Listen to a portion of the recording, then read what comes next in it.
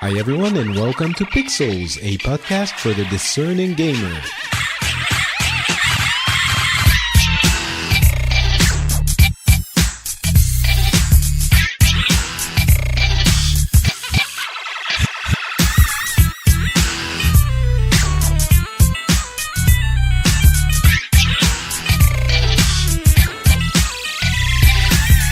Hello everyone and welcome back to Pixels. This is a show where we cover the news from the video games industry from the past couple of weeks. My name is Patrick Beja and today I am joined once again by the amazing, the wonderful Ed Mitchel. How's it going? Hey Patrick, doing good. Thanks for that very magnanimous introduction. I think it I might hope be I can live up to all the words. The amazing Ed Mitchel might be your superhero name. That would work. We have a bunch of stuff to talk about today. The Game Awards happened on Friday, I think. Well, Friday Europe time, Thursday US time. And then there was the PlayStation Experience. And there was, it wasn't the hugest announcements, but there were a couple of things worth mentioning. Then we have a number of pieces of news to cover. We have some Destiny 2 opinions that I want to get out. I played a little bit of Nier Automata that I want to talk about, a bunch of other things. Tomb Raider news, Devil May Cry, Star Wars Battlefront 2 news, but almost no loot box this time. Yay! Are we happy? Yes, getting really tired. Good change from... Getting really tired of talking about loot boxes, I have to be honest, but... especially, I do like the English show, the French show, and a couple of other gaming-related shows where I talk about loot boxes all the time. Almost none, so let's not spoil it. And let's talk about the Game Awards. Did you watch... I was going to say, did you suffer through the entirety of the 3 hours? That might be a little bit harsh. Did you watch all of it? I did. I watched most of it. That's very honest of you. I was like half watching a football game that night, so I didn't really get that. Wasn't really like watching it completely. But I will say that in general, the Game Awards is much better than any of the Spike version of the Game Awards that happened. I think it must have been like 4 or 5 years ago now. 2014, yeah. I think when those stopped. So, years ago. Yeah. So, but I appreciate the fact that Jeff Keighley still wants and tries to do them every year, and he's willing to go through the maybe more embarrassing like product placement-y stuff in exchange for the games having their own award show, other than the BAFTA awards, which are nice, but no like US based award show for games other than this one. Yeah, Jeff Keighley wanted to do the Oscars for games, which I think he's getting closer and closer to. Today, I was watching, and the way I did it, I didn't have a football game in the background. I had my remote, my Siri remote from my Apple TV, because I was watching it on YouTube the next day, because it was the middle of the night when it went live for me. But I was skipping. Stay up for it? Well, I don't love it that much. E3 I stay up for, but this no. And so I had the skip 10 seconds remote handy, and I would skip here and there. There you go. But I watched, I would say, a good 2.5 hours out of those 3 hours, and it was. It's really getting close to what an Oscars ceremony is, and I understand there are issues, and yes, there are some cringy sponsor moments and there's ads, but he has to pay for this the company has to pay for this entire thing without the support of a TV station that's going to pay for the rights. I think he's achieved something quite incredible, managing to put this whole thing together that doesn't look ridiculous. It looks pretty decent, right? Yeah, I agree. Absolutely. It was a giant theater. I don't know which one it was, but it was really full. There were a lot of industry luminaries. It was like it's gotten noticeably better every year. So I think within like 2-3 years, it might be comparable to something like the Oscars for our industry. But still, I understand we don't necessarily need one award ceremony to rule them all. But I think it's nice to have. It doesn't mean that it's the only one that matters. Obviously, everyone has their own. But yeah, I thought it was.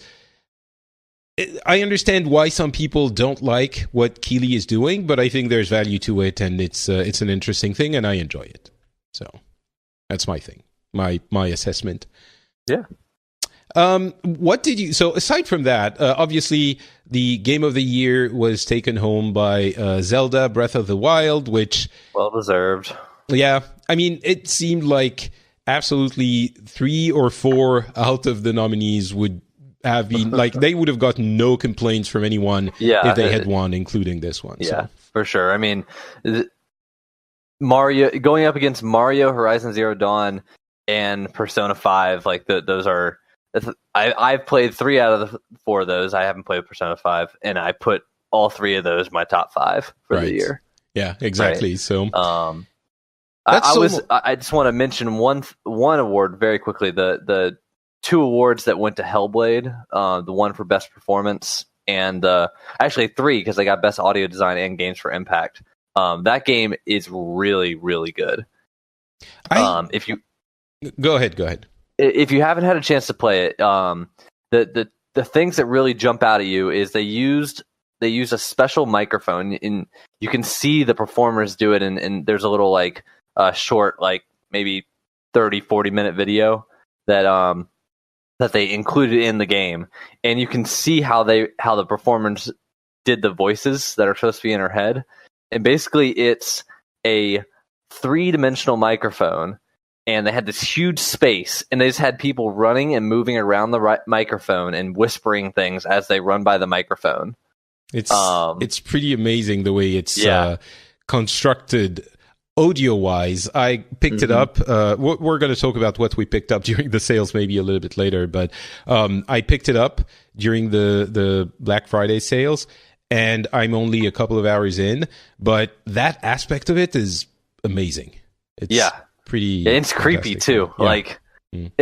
And so to kind of go along with that is Melina Juergen's performance as Senua, because they fully mapped her face and did a lot of performance capture.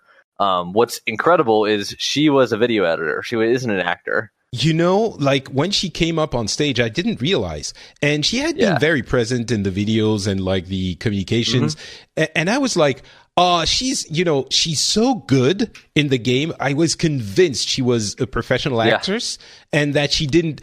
My image of her was like, she's a professional actress. She was really good, but wasn't getting any work in Hollywood, and she took a gamble on that game, and it turns out it's getting very good reviews, and she's getting some recognition out of it. So she's like riding that wave, but she doesn't know anything about video games, and it's like.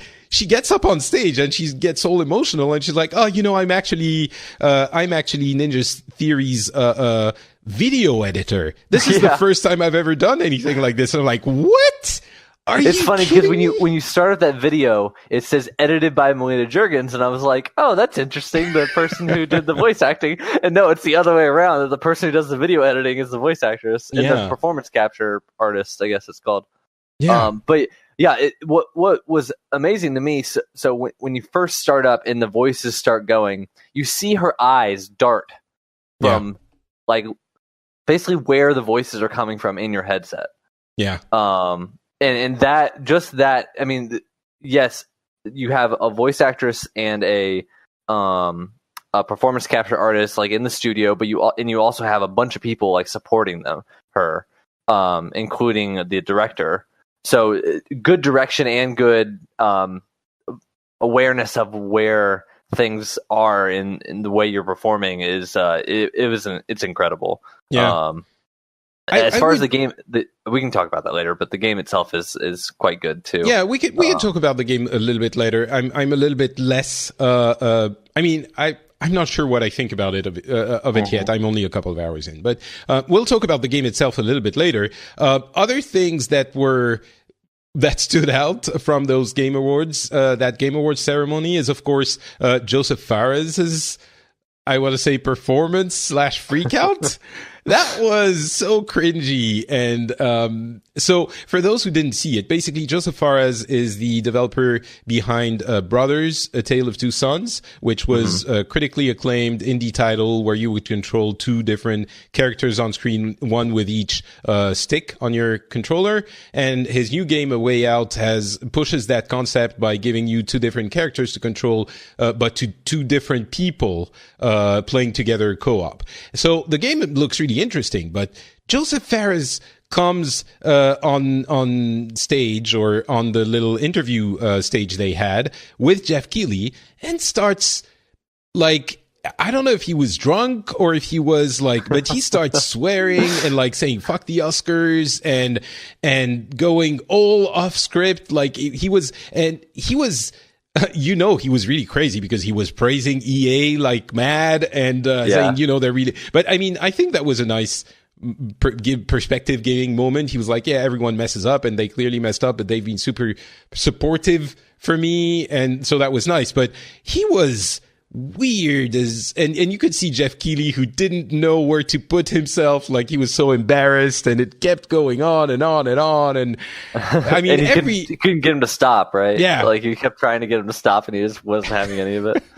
Every good awards show has to have a someone that needs to be played out, like a good needs a little thing. hook from the cartoons and stuff. Yeah, a little bit. But yeah, so I think that was almost it was okay because it wasn't too bad. It's not like he wasn't drunk, really. He wasn't like, he didn't create a big scandal or a big drama. It was just like gamers universe freak out type thing, which was just pretty mild. So that was almost cute, but at the same time really cringy. I don't think he's getting invited to speak publicly anytime soon, though. Yeah. Any other, I mean, that's the awards aspect of it. Oh, I did want to mention, the student games that they were, awarding awards to. My God, those were amazing. Like they looked like even better than most, indie games that we often see. Maybe not. Right. I mean, they were in that area. I didn't, I think, I don't really, for me, student games are things that people are coding in their spare time almost, and that they don't have the tools to code, so they look like crap. That's my world's, student games, because I live in the 80s, probably. But I guess with the third-party tools and the dedication and the actual education that they get, some of those games made me want to play them, and that's not what I'm used to for student games usually. So just wanted to mention it. And then there was the cute Bethesda Save the Single Player Gamers campaign, which was cute. I think it was a little bit, I don't know, like a little bit too much. It was a little bit pandering, I think, but it was funny. I mean, you got, it was definitely like a marketing push, right? Of course, yeah. Yeah. But I mean, it was kind of, we still do single player experiences and they are important. And it was like, how do you call it? Like second degree? No, I don't know if you can say that in English, but it was very self-aware and kind of wink, wink. But I think it's a little bit, I don't know. I mean, whatever. It was cute. But beyond that, there were a bunch of games. Any one in particular that caught your eye? A bunch of world premiere that were premiered? Yeah. I mean, Fade to Silence, I mean, there wasn't much there, but it was interesting enough that I'm curious about it. Can you tell the audience what it is? Or me? Yeah. What you think so it is? It seems to be like kind of a world exploration where there's in a like kind of an icy environment. They didn't show like much of like actual gameplay. It was mostly just kind of a trailer. But it seems very kind of open worldy, and you're exploring around. You get to be on the back of one of those little things that are being pulled by dogs and stuff. So I mean, it's post-apocalyptic, right? It's not like you're just in Alaska and chilling with your Yeah, it seems like the entire world went into an ice age, essentially. Right. Yeah. Because they show that one part of the trailer shows a spaceship that's like basically about to take off, like in position to take off, and it's like completely frozen over.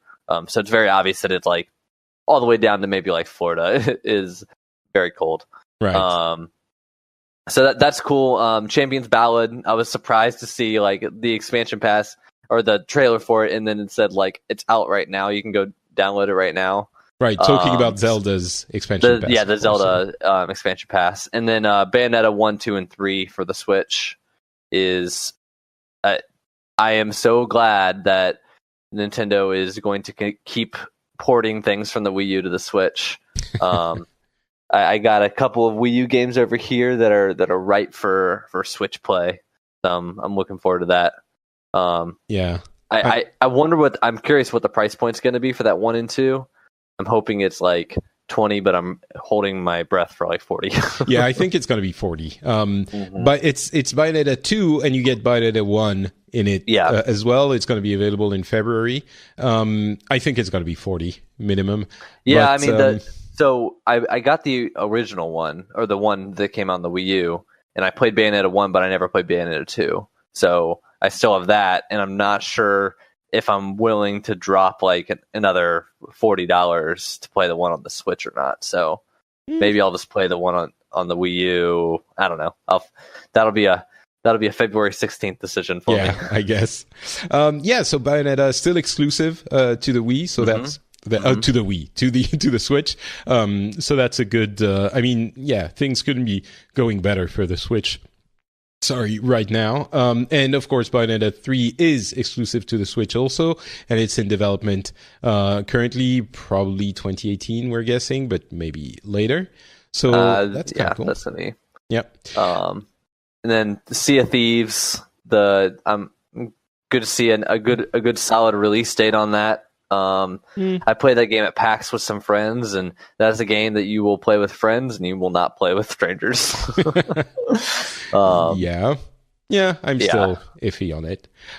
There was In the Valley of Gods, the new Campo Santo game coming out 2019, so we still have a little bit of time. Campo Santo, of course, the developer behind Firewatch, really interesting game that ultimately disappointed me, but I still thought was a valuable experience. In the Valley of Gods is also something that seems pretty narrative, but that is, anyway, I'm sure we'll get an opportunity to talk about it, but Firewatch was forging a relation between you and that faraway person that you were talking to on the walkie-talkie, rather, in English. Talkie-walkie? That's how we call them in French. It's talkie-walkie, actually, in French, for some weird reason. I don't know. That's awesome. Yeah.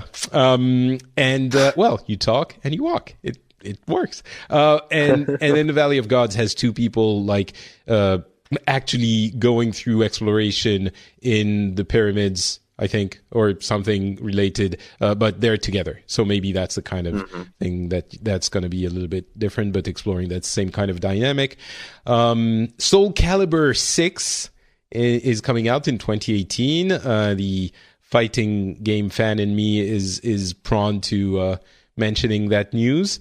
But then, of course, there's GTFO as well, a 4-player co-op zombie indie game, which looks interesting. We need to know more about that.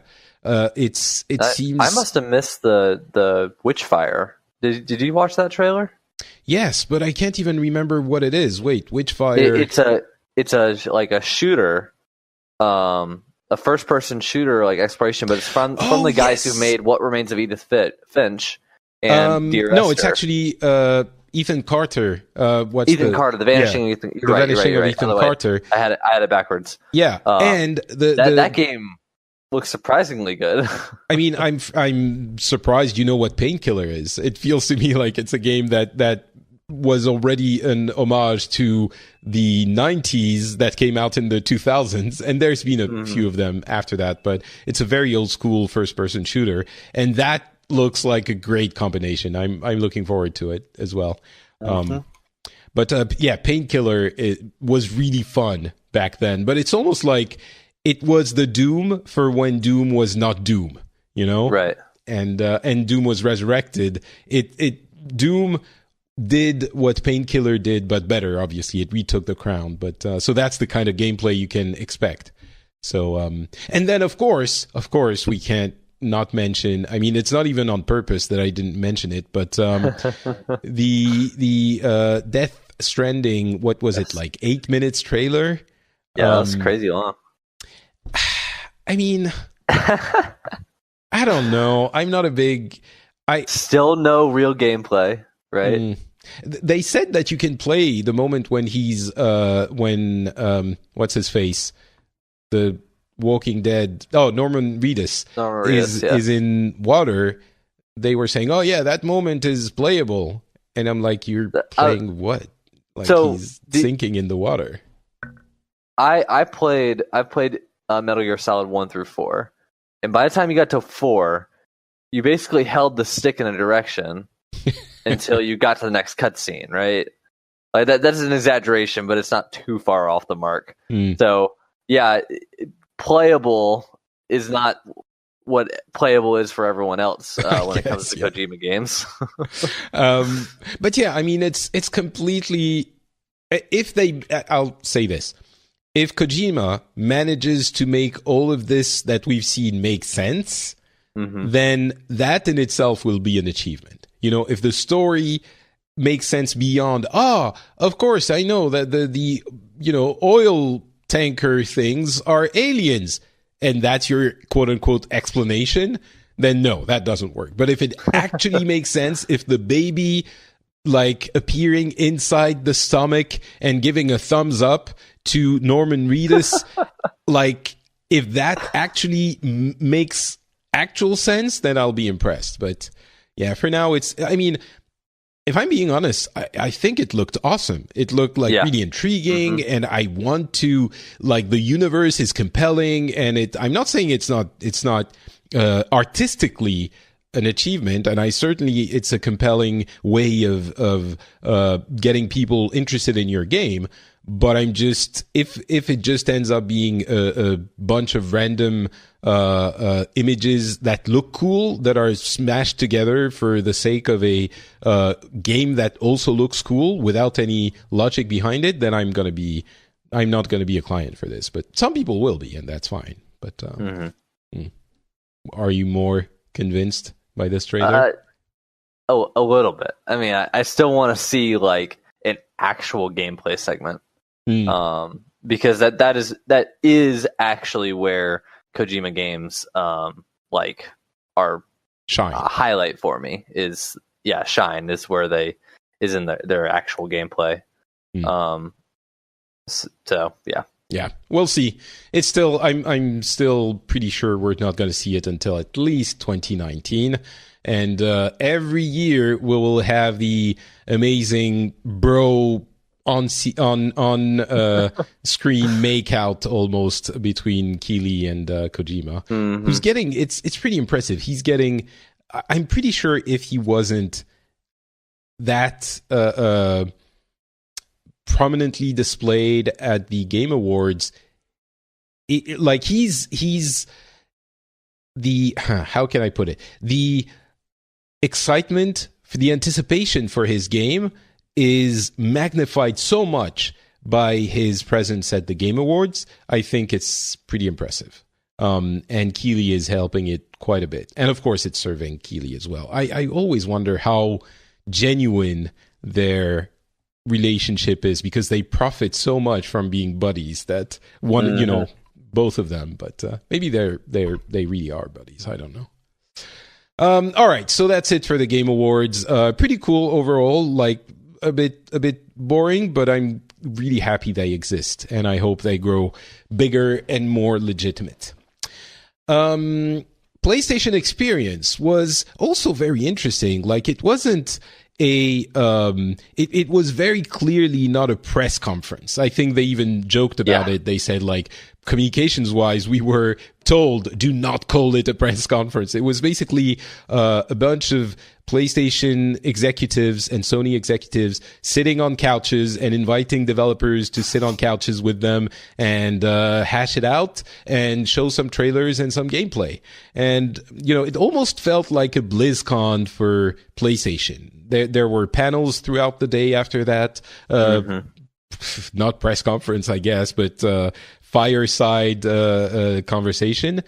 And yeah, it was just presenting a bunch of games that we mostly knew. There weren't a lot of games that we didn't already know about, and but a few interesting tidbits. Is there any one that leaps at you as the most important moment?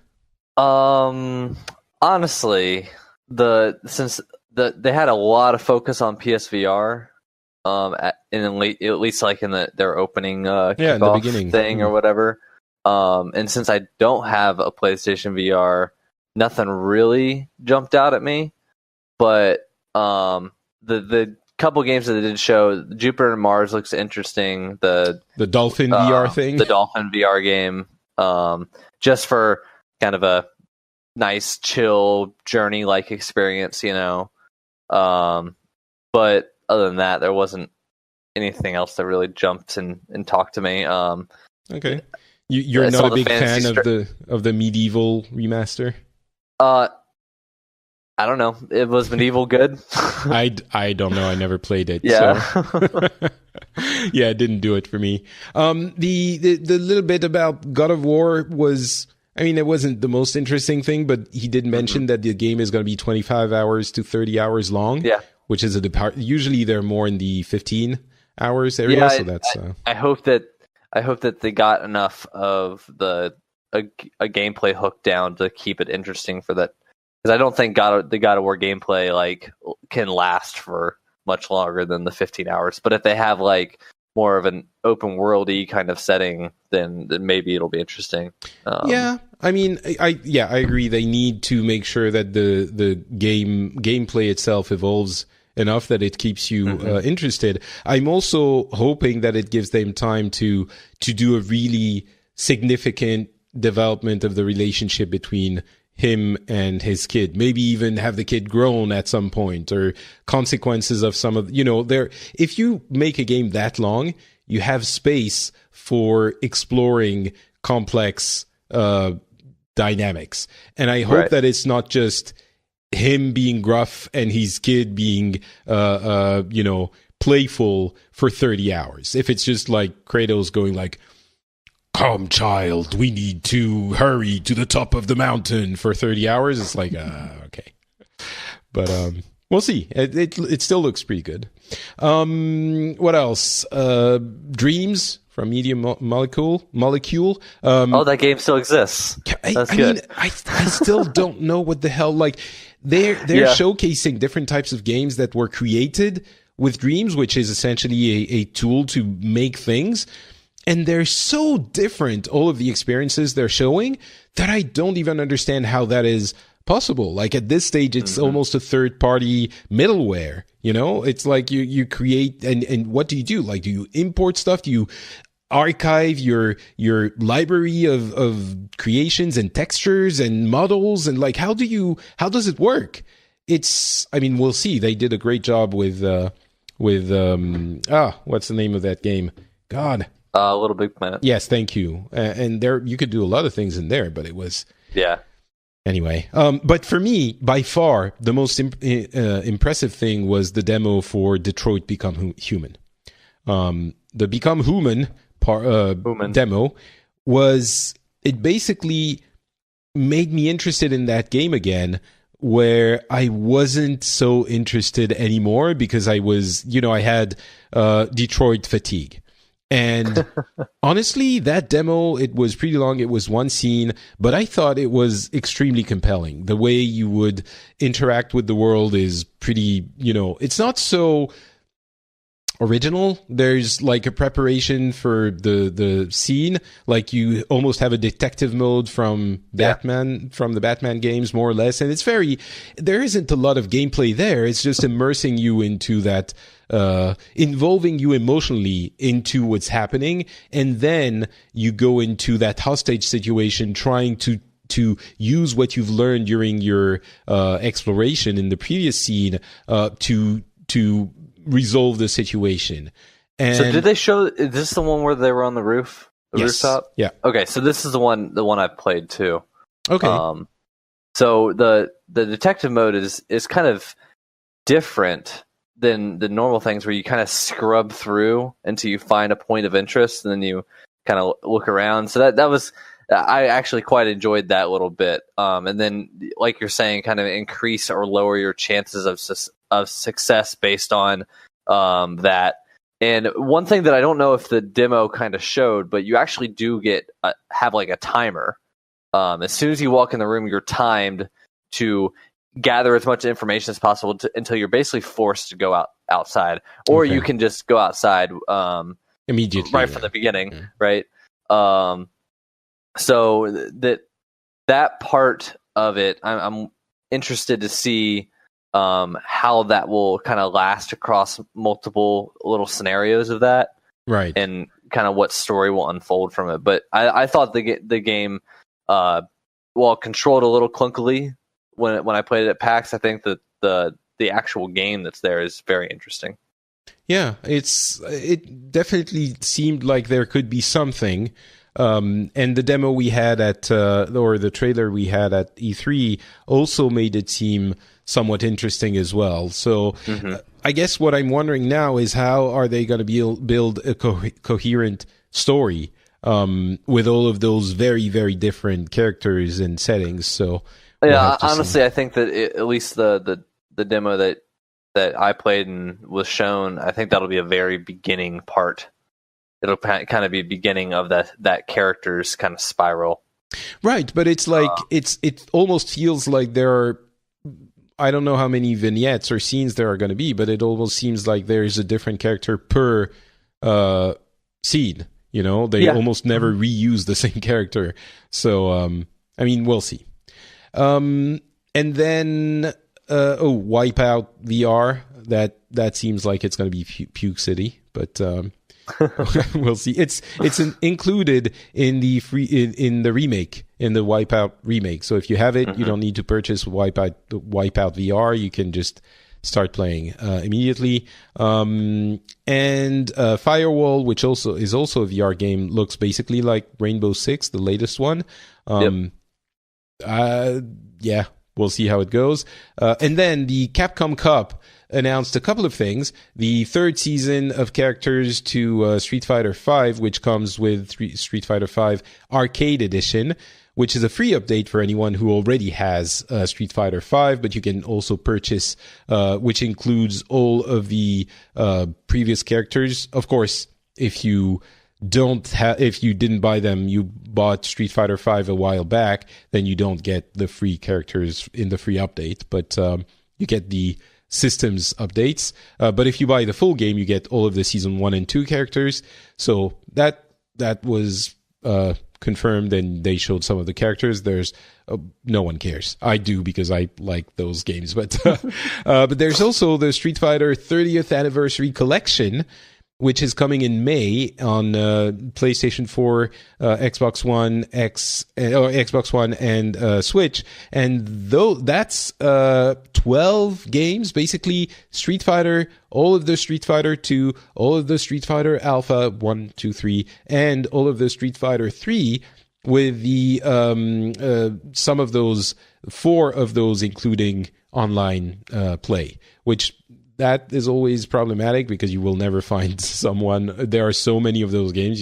It's hard to find someone to play against that is at your level, but I guess it's possible. And that's some, it feels like the definitive collection. It's every Street Fighter game, arcade perfect is what they said, until Street Fighter 4. That's pretty impressive. And I guess not a lot of people are going to buy it. I'm sure some people will. Yeah, I mean, just to get it on the most recent consoles, you know. I guess so, yeah. But I mean, it's for Street Fighter fans.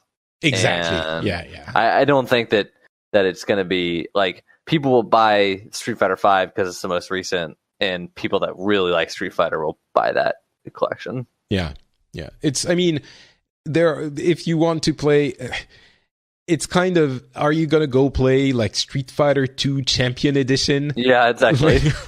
Or I guess maybe some people have fond memories specifically of Street Fighter Alpha 2 and not the third one or that guy. I mean, I played all of those, but again, I don't know if I'm the target for these because I'm not a nostalgia player. I don't even have a Super NES Classic. So that's how much of a nostalgia person I am. Yeah, so that's PlayStation experience. It was okay. It wasn't too bad. It was fine. 17 million units for the PlayStation 4 and 2 million PlayStation VR. So they're doing well. All right, let's go to quicker tidbits of news. And I do want to talk about Destiny 2. The DLC came out last week. And I have to say, I'm kind of disappointed in Destiny 2 because, and in Bungie in general, there are specific issues with the DLC, which mean that people who have the base game and not the DLC are locked out of some of the end game activities, which is not great. And that's a problem for sure. It basically means that if you bought the PC version, you had 6 weeks to play through the game and play through the end game, and now you can't. You can't play through the end game. So the way I understand it is that there was a bunch of stuff that was for max level only, right? And then this new version of the DLC increased the max level? Yes, but not really, because there's the heroic strikes. So you have strikes, which are basically dungeons, instances, the regular ones, and then the new DLC added the heroic versions, which are more difficult. But the light level or power level that's required to do them is 270. And with the base game, you can go to 305. So it's like theoretically you should be allowed to do it because it's appropriate for your level. But it's part of the new DLC, but it's just the old strikes with a higher difficulty level. No new mechanics, no new nothing, just tougher. So, I mean, that's debatable how cool it... I mean, clearly it's not cool. I think, of course, they're going to do whatever they want, but it feels cheap. I mean, that's one thing, and there's a couple of other things, the XP issues and all of those, even the loot boxes, which I really don't think are a problem, as I've stated many times. But beyond all of this, what really bothers me with Destiny 2 is that they're basically making similar mistakes to what they made with Destiny 1. It's almost like they learned a huge amount of things with the first expansion, The Taken King, for Destiny 1, and we were like, yes, now they get it. You have like secrets and things that keep you interested and things to explore in the area and like weird mysteries that you have to solve, and it's amazing. The Taken King was a great game. And then they forgot all of it for Destiny 2. And you're like, okay. Well, I mean, the game was great for 80 hours, which is, I think, what I sunk into it. I loved my time there. But then it sort of stopped, which I guess is fine. 80 hours of game time is fine for $60, but it's still weird that they didn't, they made mistakes. Again, they are different mistakes from the ones from Destiny 1, but it's still this thing of, well, the game is on the verge of being great, but then there are dumb issues that mean it's tedious, or it's you want to love it, but it's almost like the developer is preventing you from loving it. And it's fine if it's your first game, but if you repeat it for the second one, and then it's on top of it, you push a DLC, which again, it was the same for Destiny 1, but it was 3 months later, and it feels like the community was more engaged, so it was like people were more willing to give them the benefit of the doubt or to excuse some of those mistakes. And now with the PC version of the game, it's been rendered not pointless, but really a lot less of a full game, only 6 weeks after it's been released. So it's like, at some point you're like, well, I don't want to put in the effort to love your game forever, right? I've been doing it for like the first one, and I sort of did it in a little bit for the second one, but like that's too much. So it's turned into a thing where I look at it and I'm sort of not hopeful for the potential, for the future potential of the game, and thankful for the fun I'm having. It's like the fun I had is gone, and I'm a little bit bitter about the state of the game now, and I'm worried about the future potential. So, are you still playing it no. regularly? No. I didn't even purchase the DLC. I'm like, but that's because there are too many other good games that I want to play, I think. But still, I mean, that was one of the issues. It wasn't incentivizing you to keep playing after those quote unquote first measly 80 hours, right? So, I mean, theoretically, I guess you could still do all of that. But it feels bad when you have more stuff to do than you did in the first one. You have the public events and a lot more quote unquote questing and stuff like that. I understand that, but we also know that the end game in those games is super important. And if the end game becomes inaccessible, if you've purchased the PC version 6 weeks after that, it doesn't feel good. So and as much as I think the loot boxes do not affect the game at all, having the loot boxes and the paid DLC and the sectioning off on some part of the end game behind the DLC feels like, well, you have the loot boxes, which are another revenue stream. The DLC is also something that you have to pay for, so it feels cheap. I'm not, I'm ready to say I'm disappointed in Destiny 2 and Bungie, so I did want to mention it. The gating off stuff from behind the DLC stuff is something that Activision does a good amount, though. They do a lot with Call of Duty, like they'll release new maps and then you can't join the. This probably hasn't happened in a while, but I remember when Call of Duty 4, new map packs came out that you couldn't join the main playlist because it had the maps, so you had to buy the maps in order to play on the main playlist with everyone else. But was there another playlist which only had the maps from the base game? Yeah, but almost no one was playing on it. Okay, the competitive circuit was on those other maps. Yeah, I also feel like it wasn't 3 months after the game was released, and certainly not 6 weeks, right? So I can understand that the game is going to evolve. And even if you have like an expansion pack that's going to come after a year the game's been out, or even 6 months, it's like by then, if you're still playing the game, it's probably fair that you pay a little bit extra to keep playing the game because they're working on stuff and they have the server and the balance and the thing. It feels a little bit more acceptable than what's happening now with this. Right. Yeah. Yeah.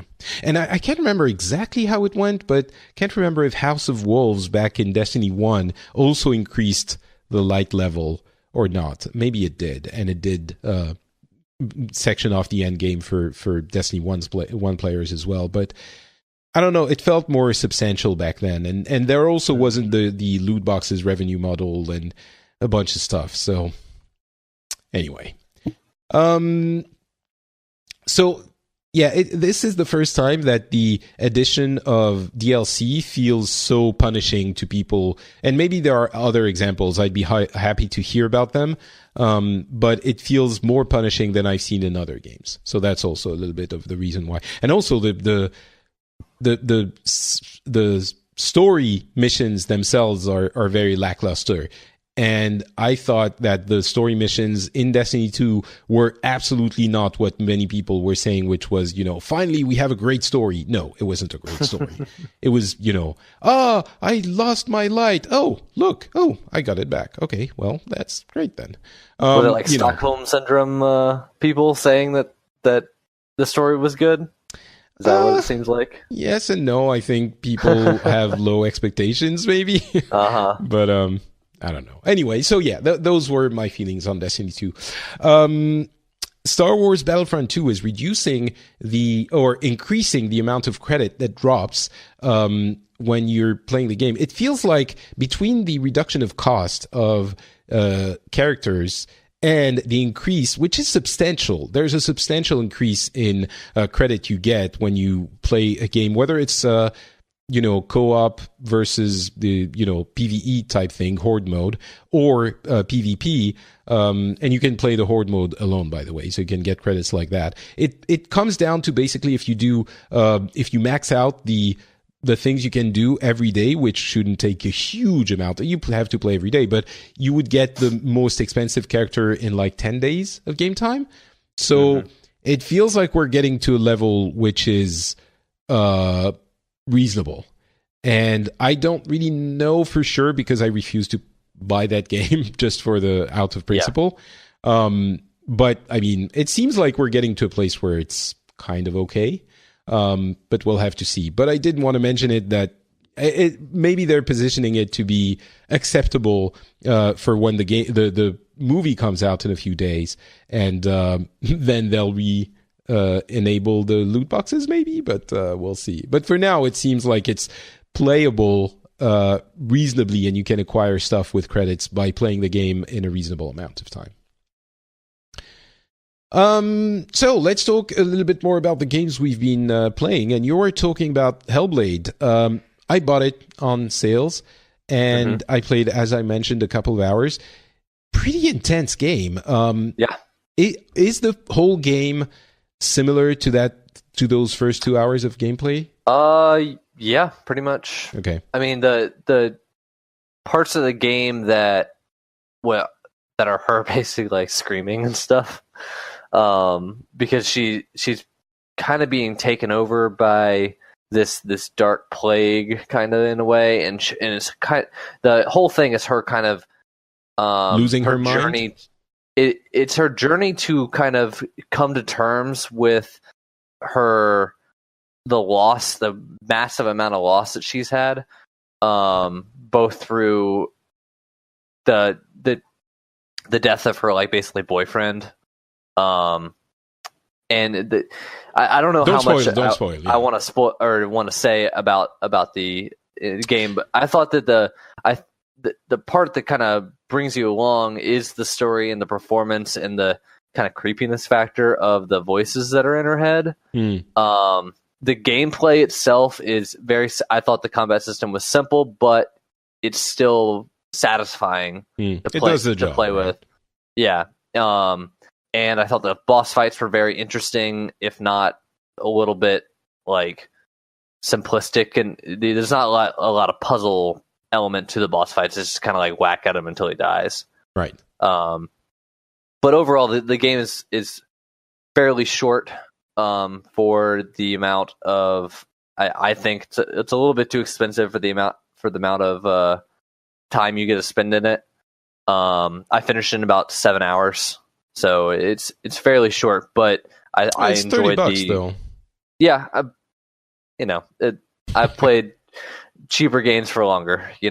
Fair enough. I got it on sale for like 25% off or something like that, so I don't regret my purchase. I think that the game itself is really good, and the concepts that it's trying to address and talk about through a gameplay medium is something that in that little short video I mentioned, they kind of say that psychosis is not something that's really talked about that often in media, and they think that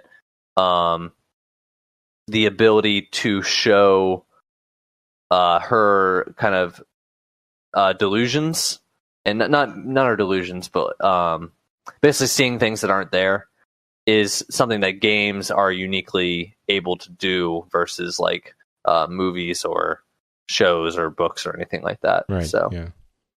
Yeah, definitely an interesting thing. As we mentioned in the last episode, it's not really AAA in all of the areas of AAA, but graphics-wise, it's incredible. And I was amazed, blown away by the graphic fidelity of that game. Yeah. Probably some of the best-looking graphics we've ever seen. And the audio work is mind-blowing. You can definitely tell they do some tricks to get the graphics the way they want them in like cinematics and stuff. When it's really focused on her face, you can kind of tell that the edges of the screen are a little bit more blurry.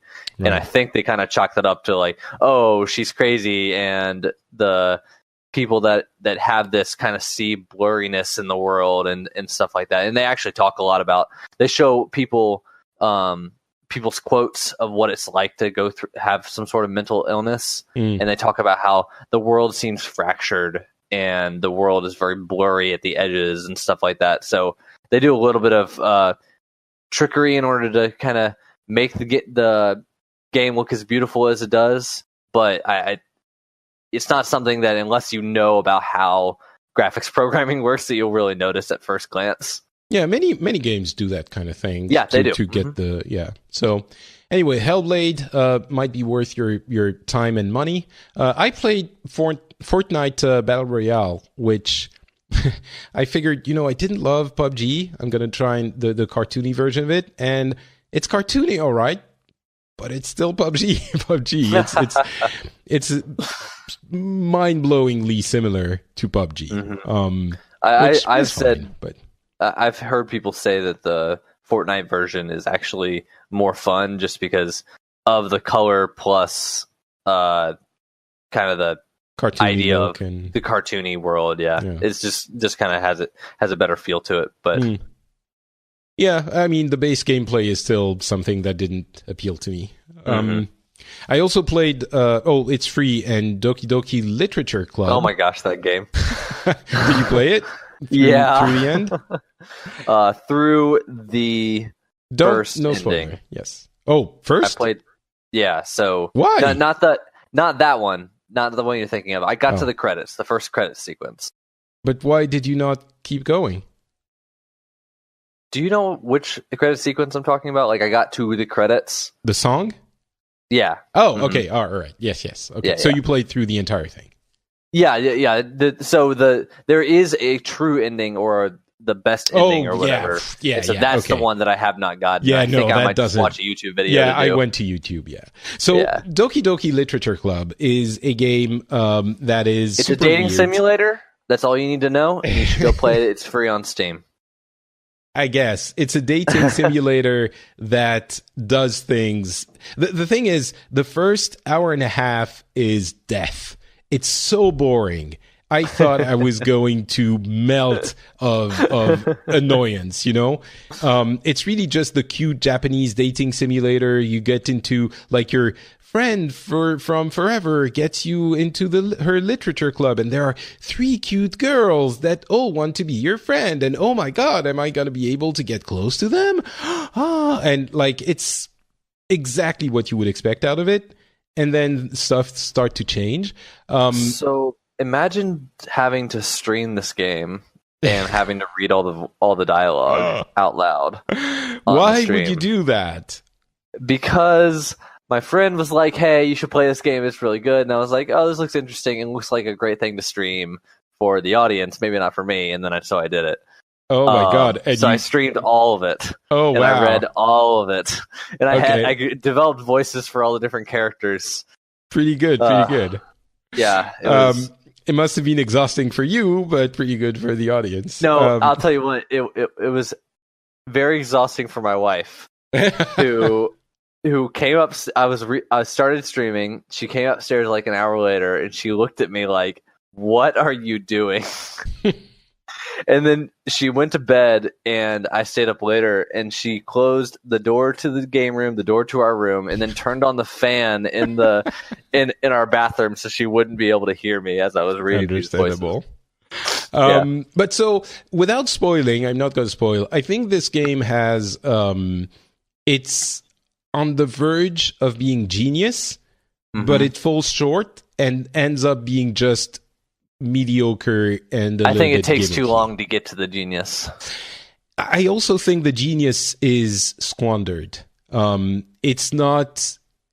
It doesn't go in an interesting place. It just go in a, oh, okay, all right then, that happened. And and it's not like there are some bits of it that are super interesting, and that they could have done stuff with those ideas that were going beyond the game, like something anyway, I don't want to say too much, but it's definitely an interesting thing to do. It's just 4 hours. It's free on Steam, and so you can just play it.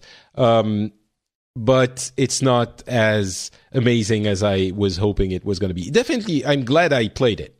Absolutely. But if you have 4 hours to lose, then you can do that.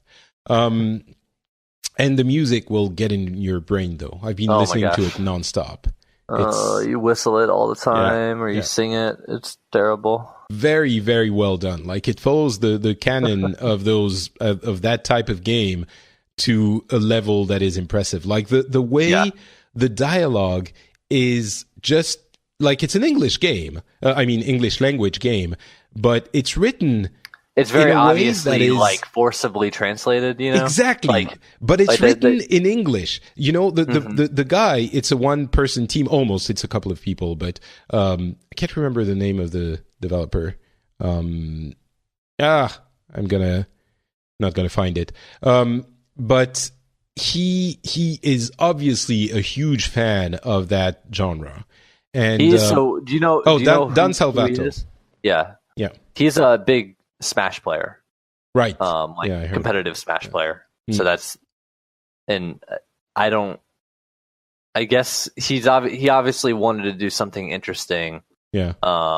With the game, he's kind of talked about in interviews and stuff about how he has like mixed feeling toward anime. Yeah. So he kind of wanted to do something interesting with it, with that concept.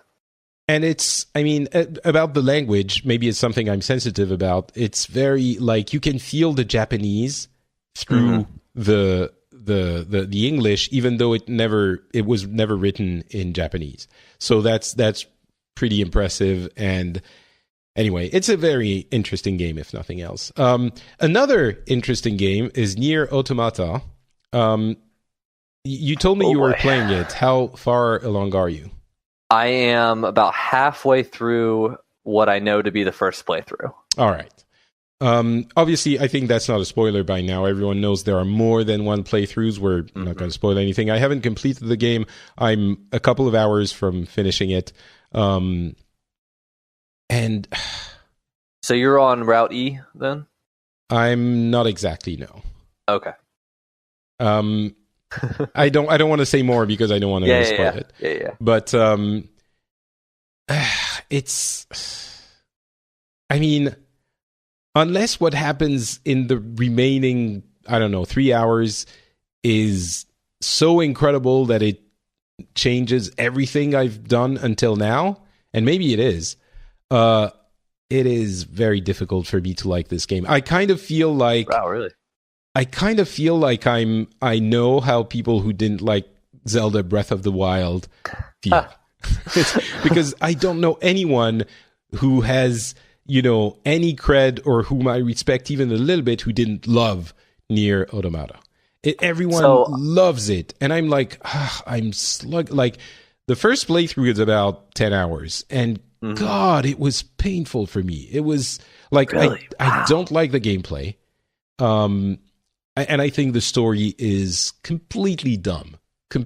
So I'll let you finish, but I do want to talk about the gameplay when you finish. Sure. We're not going to talk about it because neither of us had finished it. So it's really just in the middle of the journey check-in. I think it's just not for me, and I love that people love it. But I will at some point do a spoiler section and talk about everything I hate about the game, because I think it's extremely overrated. I think it's got a couple of good gimmicks, and it's not a bad game. I'm not saying it's a bad game, but putting it at the level of all of those amazing games we've had, it's so inconsistent. And so, anyway, I don't want to go more into it because it's not, no spoilers, and I haven't finished it completely. But go ahead. I was disappointed in the not variability of the combat. I think that the different weapons that you get kind of increase it, and it's kind of impressive that depending on where you put those weapons, you'll have a different animations and stuff like that. But I did not feel like the combat was that interesting, and coming from a Platinum Games game, I thought that was kind of disappointing. We can if you want to do that spoiler section some other time, then once we've finished it, both of us will have to talk about it, because it's definitely one of the games of the year, and I understand why. It's a huge phenomenon, but what I get out of it is very minimal. And it's basically, I can't remember if I said this in the English show, but I played through the demo a very long time ago, and that's the first level of the game, and I was like, wow, that game is not for me. Like,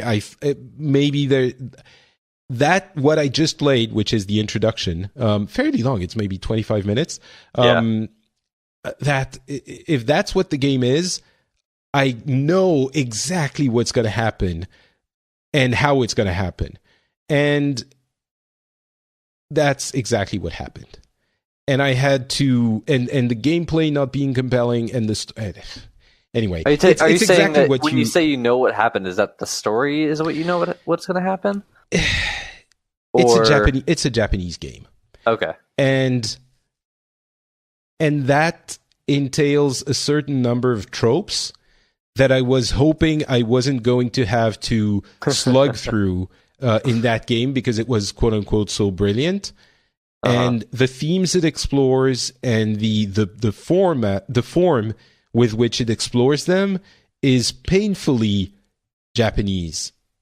So what remains is a couple of gaming as a medium tricks, or gaming as a medium what's the word I'm looking for? Gimmicks that are interesting, but that certainly don't justify even 10 hours of sluggish gameplay for me. So we'll do a spoiler section at some point. But I guess what I'm trying to say is, if you think you're not going to like this game out of what you know of it, my suspicion is you probably won't like this game. One thing I will recommend to people is the demo version of that game is very linear.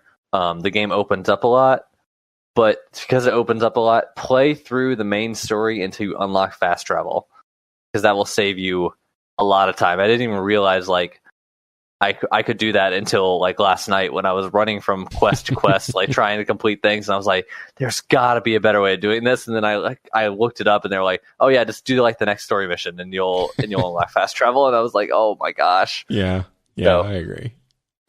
All right, a bunch of other little bits of news. I really want to talk more about Nier, but we have to finish it completely. So The Walking Dead is getting a game that seems like a decent game. It's Overkill's The Walking Dead. There was a trailer released yesterday, I think.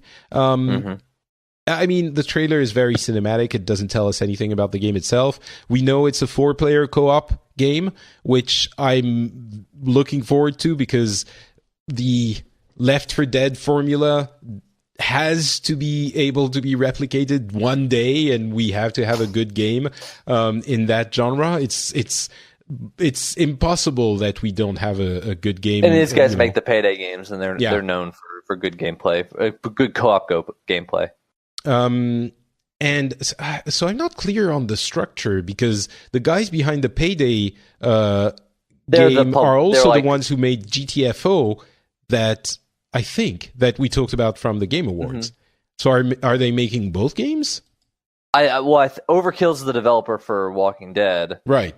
And I was looking this up earlier. Starbreeze, Starbreeze is the publisher, right? And Overkill, they made Payday 1 and Payday 2. And it looks like they're making Payday 3 as well, TBA. But yeah, so it is actually the developer of Payday 1 and 2. Okay. And then the other game you're talking about, GTFO, I think it's not being made by these guys. Oh, okay. So maybe I'm mistaken. So it looks like it's like the designer of Payday. I guess he left Overkill and went to go form his own studio or something like that. Right. So. Yeah. Exactly. That's what I'm finding here. Right. Right. Okay, so it's Payday everywhere, and it has a pretty good pedigree. So, but what I liked about this trailer was that it sort of showed a character that was being crushed by the mundane realities of the real world, and that seemed to thrive in the world of The Walking Dead, in the zombie apocalypse. Like, he seemed not like overly joyous or violent or anything. He just seemed like he got into his element and he's more comfortable in that chaotic world. I don't know how much of that is going to translate into the actual game, and we haven't seen any gameplay, but I guess as a hook, it's kind of one that interested me a little bit. New Tomb Raider game is being teased by Square Enix. There's a tweet basically by the Tomb Raider account on Twitter that said a bunch of things that were put together in a weird phrasing, and someone, Liam Robertson, noticed, he's the gaming historian if you don't know him, he noticed that the phrasing was off, and basically the first letter of every sentence spells out shadow. So it's basically the shadow of the Tomb Raider leak that we had a year ago that is confirmed now. So we're going to have a little bit more fairly soon. I'm super happy that Tomb Raider is still something and that it's being developed.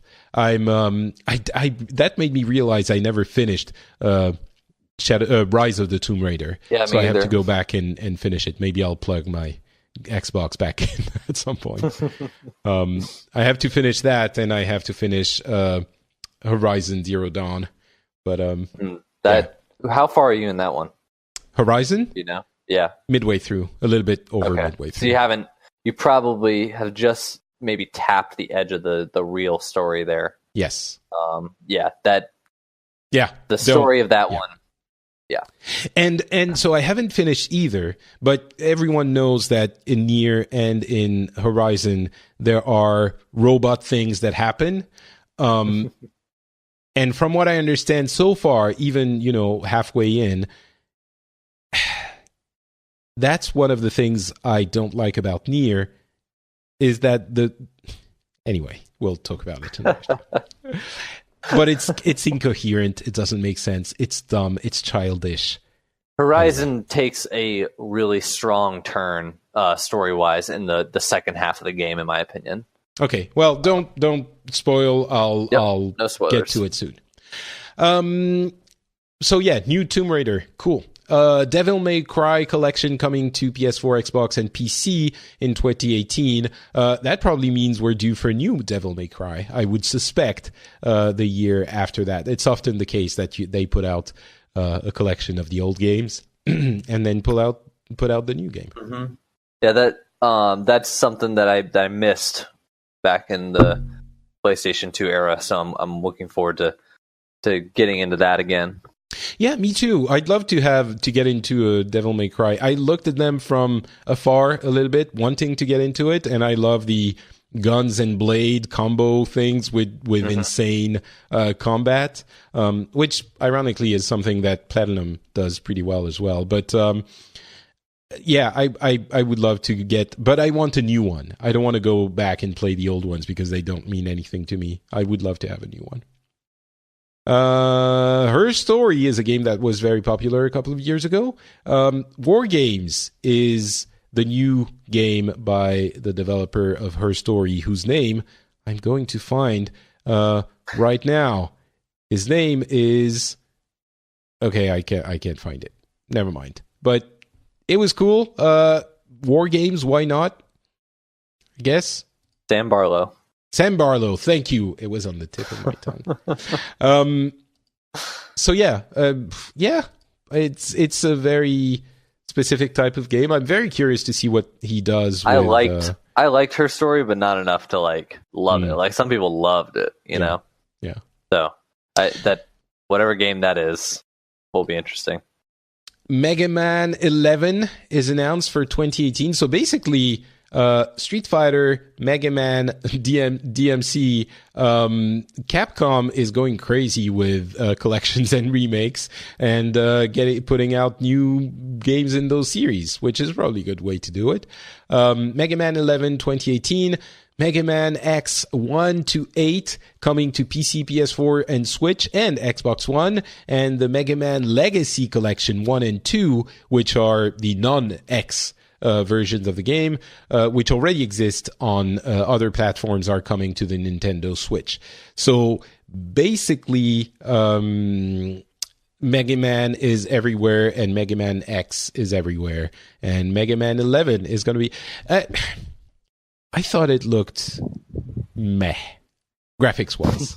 I don't know if it looked a little bit like Mighty Number 9, which felt...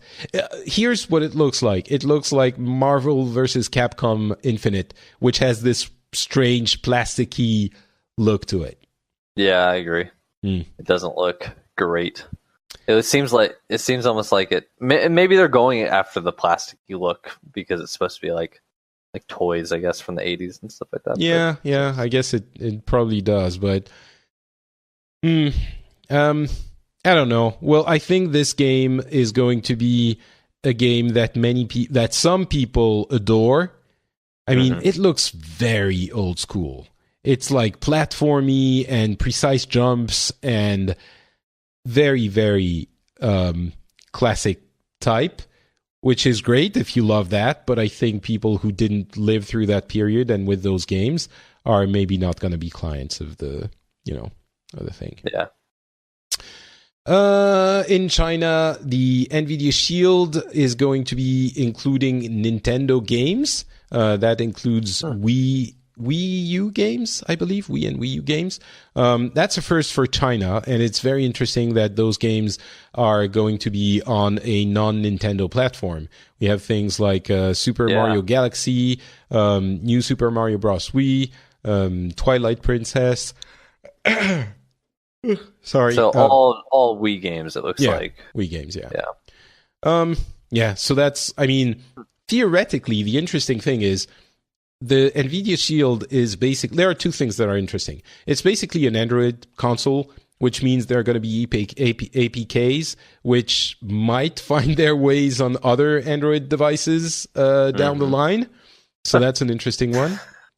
And also, of course, we know that the Nintendo Switch is based on the Android, not software, but hardware architecture. Well, basically, it's an ARM CPU. So that might mean that those games will be easy or, very easy to bring to the Switch if they are on the Shield. So maybe Wii virtual console things? I'm up. That would be nice. I need something.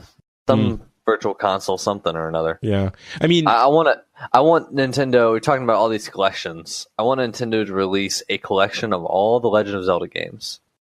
Well, maybe except for the two that they put on the Wii U. But like all the old Legend of Zelda games, all as a single collection on the Switch. Why would they do that when they can sell each one of them individually to you? Because I want it. Yeah, but listen, Ed, in this life, we don't always get what we want. And in that case, what we want is lots of virtual console games that would be cheap. That are all sold for $5. Yes, that we are not going to get, sadly. Ugh. I mean, there are going to be a ton of people that have enormous amounts of Switches and free time and nothing to play on those Switches. And they are going, well, not nothing, but for the next year or so, the games are going to keep Xenoblade Chronicles 2, you can play that for like 100 hours. So probably, but do you want to? Yes, you do. That game is awesome. Oh, are you playing it? Yes, I'm playing it. And you're liking it? Quite a lot. Nice. So it's not too JRPG-y for you? Well, it is, but I liked Xenoblade Chronicles 1. Like, it's one of my favorite games of all time. I've so heard I might be a little biased. I've heard that this one is basically Xenoblade Chronicles 1, but not as good in every way. Well, maybe. I would say that it probably is, but I think the gameplay of this game is a lot better than the gameplay of Xenoblade 1 or X. What brought me through on Xenoblade Chronicles was the story.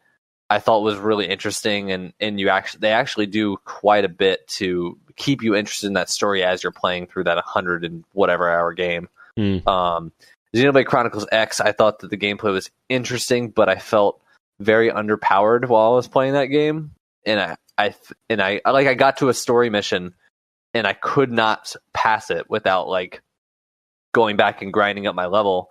But I couldn't go back and grind up my level because I was locked into that playing the story fight. So I eventually squeaked through it, and I was just like, I'm done with this game. Right. So, but I have not felt underpowered yet in Xenoblade Chronicles 2. So less I need think for the gameplay grind. is better. Yeah. All right. What else? Divinity Original Sin 2 has sold 2 million copies. Same for Persona 5, 2 million copies. I think it's interesting to have these numbers because in all of these discussions about, the cost of games and the industry and how games are made and the business models and the loot boxes and people saying, well, you don't need to do it for this and that reason. And those games that we're talking about, Original Sin 2 and Persona 5, which are universally loved and critically acclaimed, they are successes with... did I say 2 millions for Original Sin 2? It's 1 million. Sorry.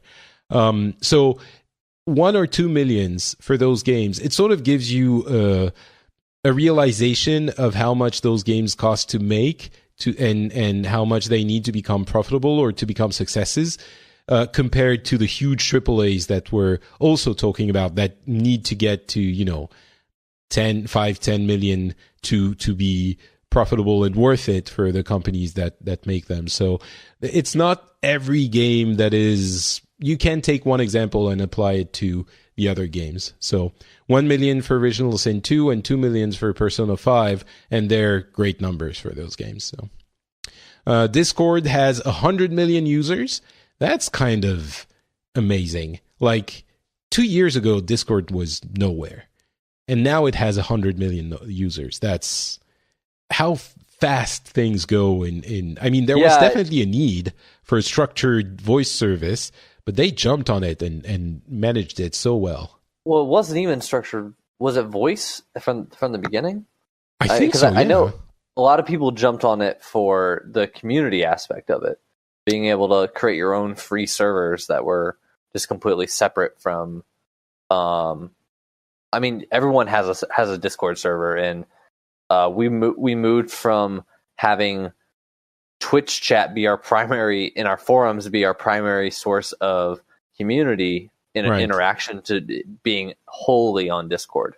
And just for the chat, you mean, rather than the voice channels? Yeah. Well, we use the voice channels for community nights and stuff like that, but in general, we have something like 10 rooms or something like that in Discord. And what's great is you can create like a separate channel, and then that would be your spoiler section for that game. And so we just have a bunch, like 20 rooms of all different games, people talking about different games and stuff like that. So, because it's incredible how easy it is to set up. I like the Patreon and Twitch integration that people have, that Discord has, is really good.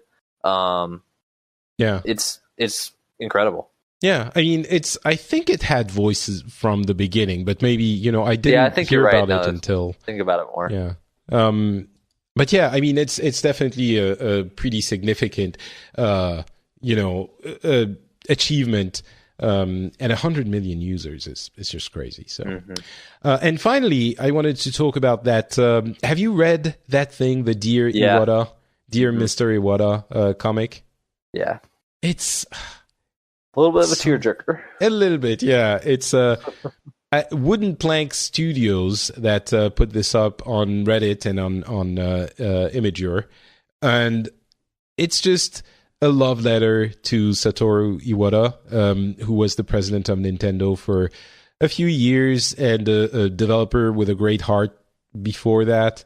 And it's just telling him, we're so glad that we're sad that you're not here to see how well the Switch is doing, because you were the soul of Nintendo for a long time, and it's now being where you probably hope it would be, and we hope you're enjoying this this achievement from wherever you are. And it's just so cute and heartwarming and beautiful, and there's so much negativity on the internet and in the gamer community. This one was just lovely, and I think universally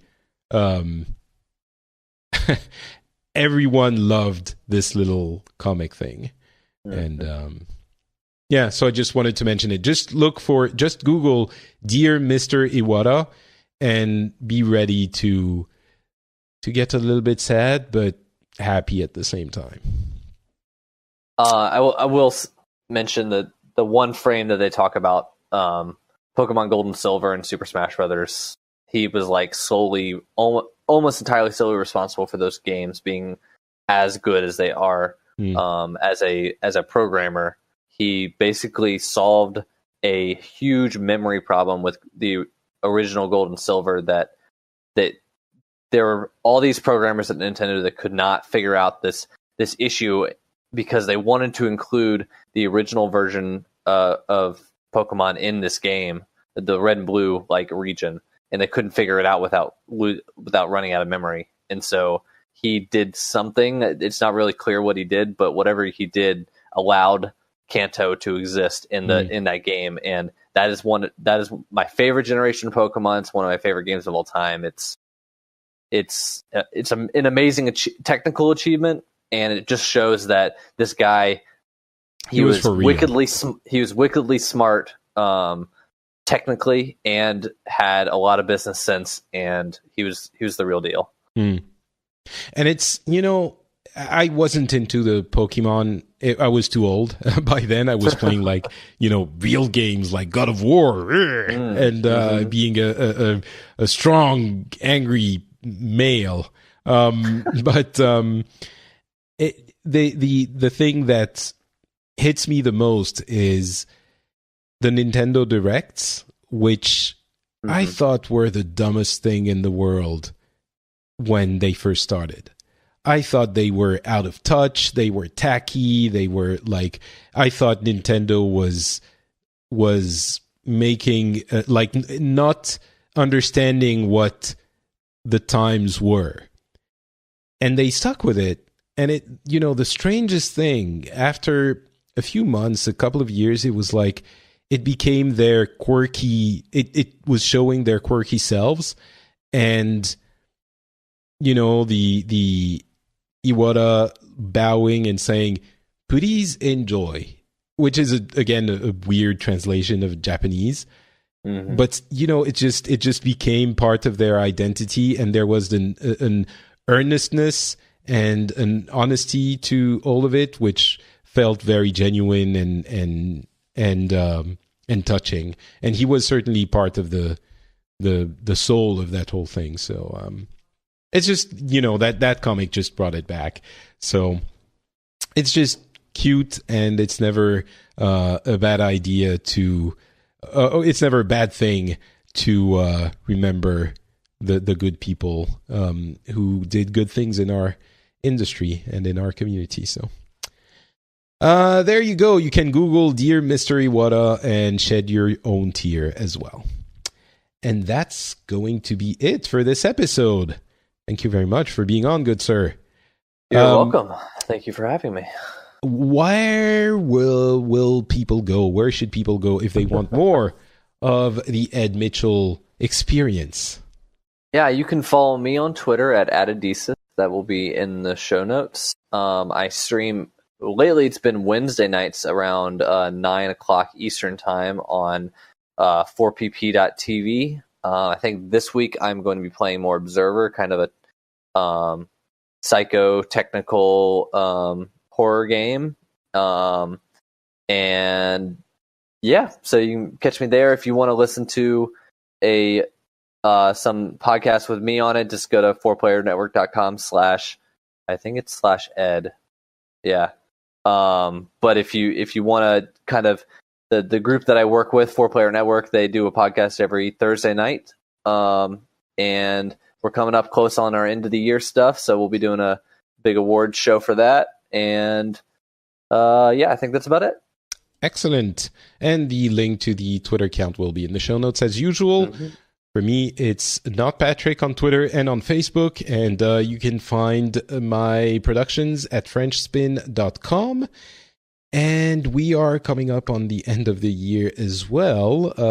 I think next episode, I don't know where we're going to have it, because the next one would be on like Christmas Day. So I don't know that that's going to be possible, but we'll see. And we'll do probably an end of year roundup, as everyone in the world does. But please look forward to that. And if things don't work out, we'll talk to you after that in the new year. Although my baby should be coming soon, so I don't know what's going to happen there. But hopefully we'll have an episode next for the next one with the roundup. Either way, we'll be happy to talk to you all when we do. And until then, I hope you have a wonderful couple of weeks of gaming. Talk to you soon. Bye. Bye.